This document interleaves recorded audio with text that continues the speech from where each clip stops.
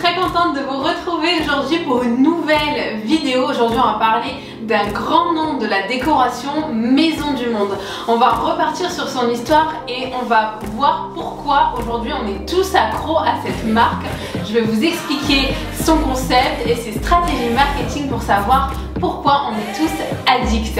Donc n'oubliez pas, si la vidéo vous a plu, de vous abonner, de la liker, de partager vos retours en commentaire, et puis aussi rejoignez-moi sur mes réseaux sociaux, notamment Instagram, où je suis active tous les jours. Allez, c'est parti! Pour commencer, quelle est l'histoire de Maisons du Monde? Alors Maisons du Monde a été créée en 1996 par Xavier Marie. Mais avant cela, en 1993, il avait en fait acheté une société, une petite société qui vendait en gros des cadeaux et des petits gadgets.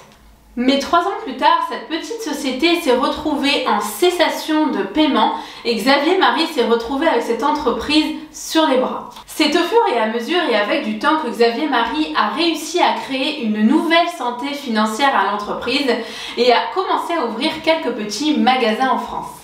Et c'est en 2006 que Maisons du Monde a connu une importante évolution. L'enseigne a commencé à se baser sur le concept de la fast fashion, tout comme les grands magasins de vêtements, c'est-à-dire produire et vendre vite, tout en ayant un renouvellement de collection très rapide. C'est alors que la marque a décidé de vendre plus de meubles. C'est alors qu'arrive le catalogue Maisons du Monde qui permet aux clients de se projeter plus facilement dans les univers de décoration. Arrive aussi le site internet Maisons du Monde qui permet de mettre au point cette stratégie cross-canal de communication, c'est-à-dire de communiquer en utilisant différentes techniques afin de toucher le plus de monde possible. L'idée ingénieuse de Maisons du Monde a été de garder tous ses stocks en entrepôt et non en boutique afin d'avoir un coût de stock entrepôt et non un coût de stock magasin qui lui revient du coup beaucoup moins cher. Cela lui permet aussi de proposer une large gamme de références bien plus importante que le magasin Ikea par exemple.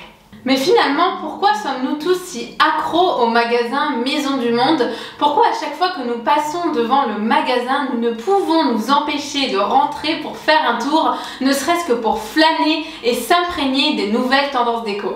Il faut dire que la grande force de la marque est sa grande gamme de produits. De plus, il propose énormément d'articles de niche, c'est-à-dire que ce sont principalement des produits très spécifiques. Il s'agit de décorations très rarement proposées par la concurrence car jugées trop tranchées en termes de style.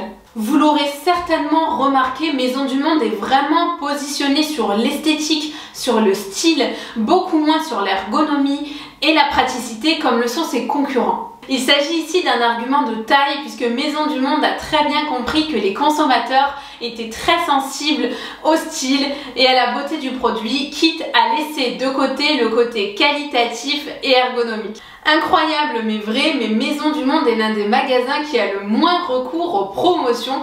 Pourtant, cela ne nous empêche pas de céder encore une fois à ces petites pépites. Autre force de Maisons du Monde, le renouvellement de son offre, c'est véritablement le moteur de la marque et le talon d'Achille du consommateur. Il faut savoir qu'il dispose d'une équipe de stylistes et de graphistes très alertes des nouvelles tendances. Cela me fait étrangement penser au modèle marketing de la marque Zara. Ainsi, Maisons du Monde est capable de créer chaque saison 3000 références de déco et 600 en meubles.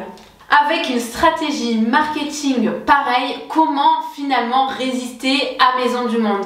Ils ont été très forts sur leur concept, à tel point qu'ils arrivent à nous proposer sans cesse des environnements et des articles de décoration toujours plus tendance les uns que les autres. Une autre évolution est apparue ces dernières années qui a permis d'apporter une autre dimension à la marque. C'est tout simplement le rachat de la société bordelaise Rinov. Et oui, le géant de la décoration français ne s'arrête pas là, il a tout simplement acheté en 2019 70% des parts de la start-up Rinov. Un service d'aménagement intérieur 3D en ligne qui s'adresse aux particuliers et aux professionnels. Un service qui vient compléter l'offre de Maisons du Monde, le combo parfait pour satisfaire le client et l'accompagner dans son projet du début à la fin.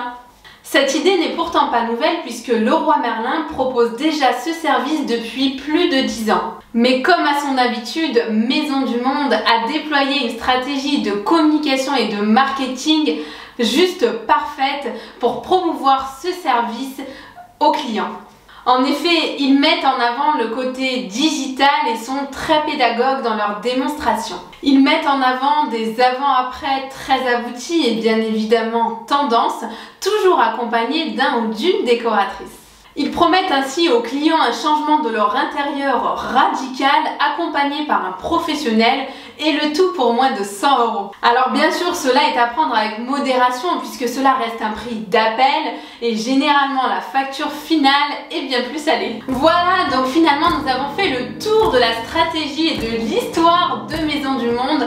Nous savons enfin pourquoi nous sommes autant séduits par la marque. Il faut reconnaître qu'ils sont assez forts, astucieux, assez avant-gardistes. Donc voilà pourquoi nous ne pouvons s'empêcher de rentrer dans leur magasin et de se faire plaisir de temps en temps. Bien sûr, il y a énormément d'autres marques de déco qui proposent des produits tout aussi stylés et parfois même plus qualitatifs. Donc ça, c'était un petit focus sur la marque Maisons du Monde puisque c'est vraiment une marque qui a su faire sa place et qui a quelque part révolutionné la décoration et nos modes de consommation. J'espère que cette vidéo vous a plu. N'hésitez pas à me donner vos retours en commentaire, à liker la vidéo si ça vous a plu et à vous abonner bien sûr. On peut aussi se retrouver sur mes réseaux sociaux, donc n'hésitez pas à venir me rejoindre notamment sur Instagram. Je vous mets mon nom juste là et puis je vous dis à très bientôt pour une nouvelle vidéo. Ciao! Hard to describe. I'm in between, I'm good and it's fine, but I'm tired of the grind. Then I come alive in the night to realize I'm in the